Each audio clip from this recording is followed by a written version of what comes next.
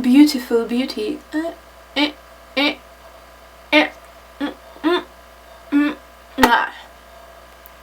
Something like that.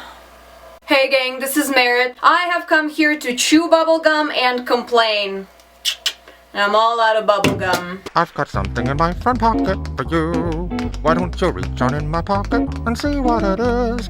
If you have existed on the internet in the past month or so, you should already know that on November 22nd this year, Disney is releasing a new animated movie, Wish, to commemorate their 100-year anniversary.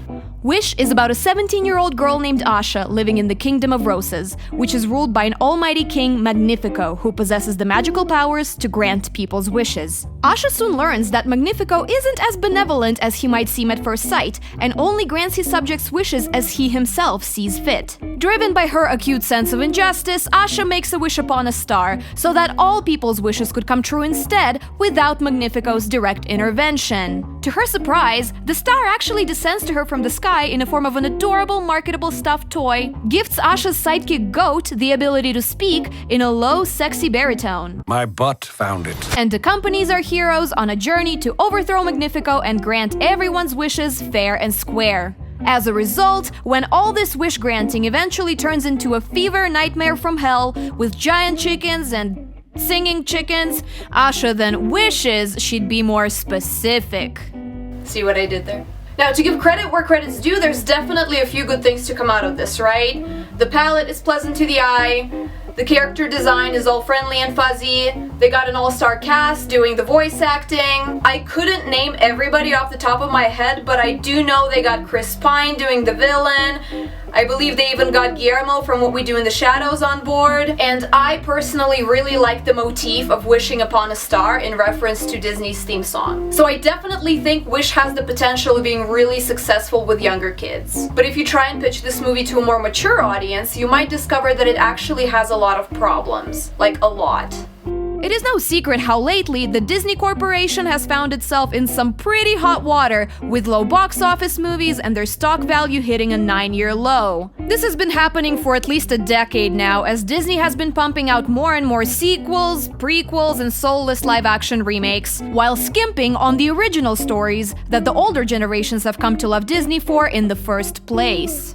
So what's the problem, Merritt? You asked for an original movie, so come and get it. The problem is that even some of Disney's recent original movies have been anything but original. If you've seen the trailer or any of the Wish promo videos circulating online, you can quickly come to the conclusion that what you see is what you get. The protagonist is yet another clumsy young girl with a quirky personality and no apparent love interest. I just mean that it's no longer 1937. Accompanied by her artiodactyl pet, and a chicken, and a magical mascot, which we've all seen all too many times. So the fact that the writers went as far as tripling down on the overused sidekick types in and of itself is very telling of just how desperate they are to wow the viewers with every old trick they've got up their sleeve. I mean, these toys must sell.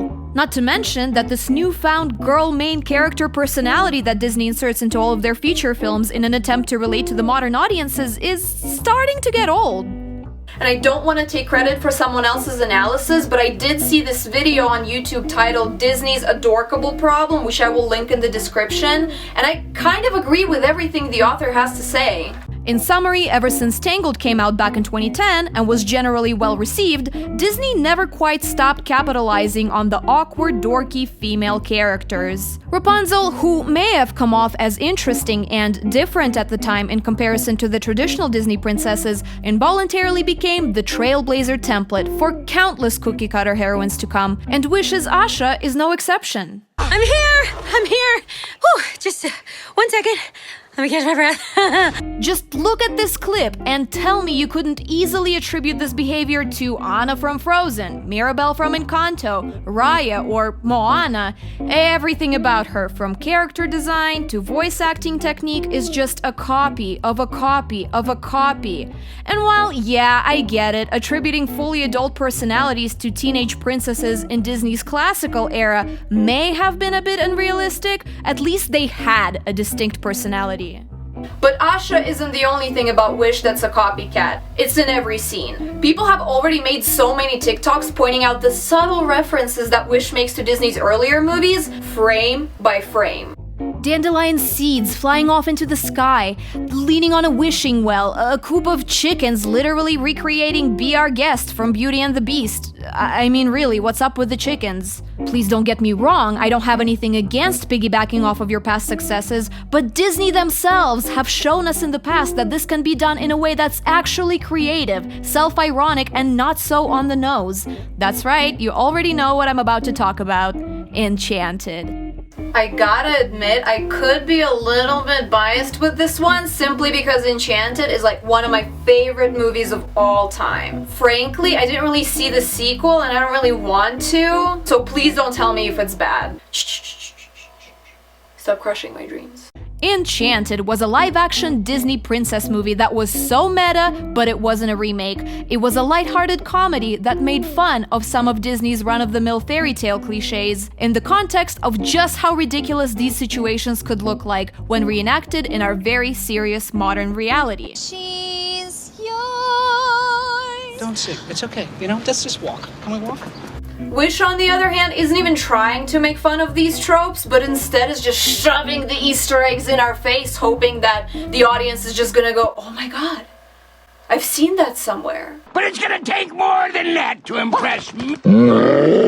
Well, I'm no fool. I'm a sophisticated Disney adult. I demand my bread in circuses. There's a table. One way that Wish's producers tried playing up the creativity factor is by pitching this new animation style as sensational and never before seen. We pinned a still from every single one of the movies we've done on a board. Ah, yes, how novel and refreshing to anyone who hasn't seen the Disney Junior channel. I was a girl in the village doing alright. Then I became a princess overnight. Although there is one tried and tested thing about Wish that left me quite content, and that is the villain. You see, since in the past 10 years or so Disney dabbled so much in surprise villains or no villains at all, finally getting an obvious, charismatic villain is kind of nice. I just really wish they would lean into his evilness a little bit more. But then again, King Magnifico is introduced to us with a preppy dance song, where he brags about how omnipotent he is, how nothing in this world would ever run properly without his divine might, and how everybody should bow down and thank him for being so generous and merciful. Sound familiar? And this is the thanks I get. What can I say except you're welcome? Yeah. Gone are the days when Disney villains had those dramatic, theatrical, bone-chilling songs that sent shivers down your spine and really emphasized just how formidable of an opponent the main character was facing. But apparently from now on, all the Disney villain songs are gonna start sounding something like this. Come on, shake your body, baby, do that conga. No, you can't control yourself any longer. Come on, shake your body, baby, do that conga. No. Which brings me to my next and final point, which is that Disney musicals simply don't musical the way they used to anymore. I think we can all agree that since the release of Frozen back in 2013, God, has it really been 10 years already? Disney has slowly but surely been drifting away from the musical theater genre towards the mediocre pop genre.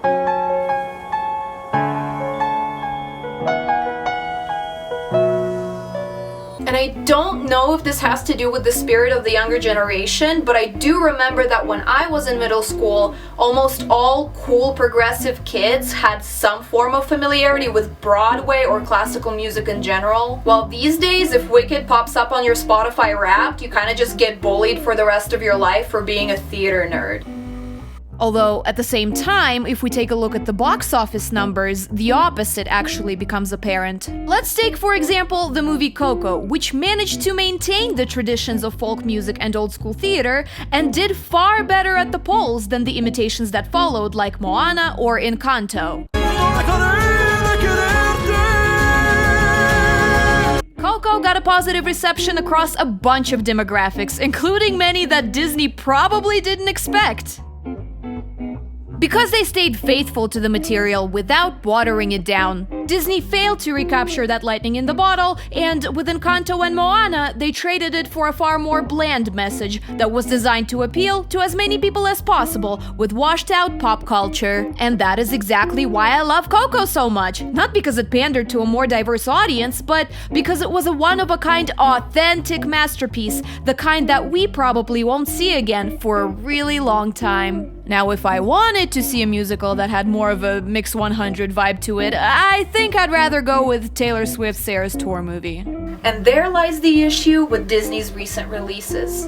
When you try to please everyone, you toss out the possibility of creating something truly unique, something that draws true-heartedly from the source material and appeals to both the culture it's borrowing from and to those being exposed to it, possibly for the first time, and liking it. And that is what I expect will happen with Wish. Al Gore, the future. I don't read, per se. Well, that pretty much sums up all the reasons why I probably won't be seeing Wish in the foreseeable future, not in the movie theaters at least. I might check it out when it comes out on Disney Plus just to have an understanding, or Hulu since Disney's now apparently absorbing that too. Jesus Christ. But what do you guys think? Especially those of you who are seeing Wish as soon as it comes out. Please let me know in the comments below if my predictions about the plot were even accurate. I don't know, I could be wrong. After all, I am recording this video before the movie even hits the big screen. Thanks for watching and I'll see you soon. Please let me know in the comments below who's calling me. Hello? Give it a little squeeze and say how do you do. It's okay. Something in my front pocket for you. Why don't you reach It's fine. and see what it is? Yeah. Then grab onto it, it's just for you. Give it a little squeeze and say how do you do. There's something in my front Awesome, pocket. thank you. There's something in my front pocket. I love There's you, something babe. in my front pocket.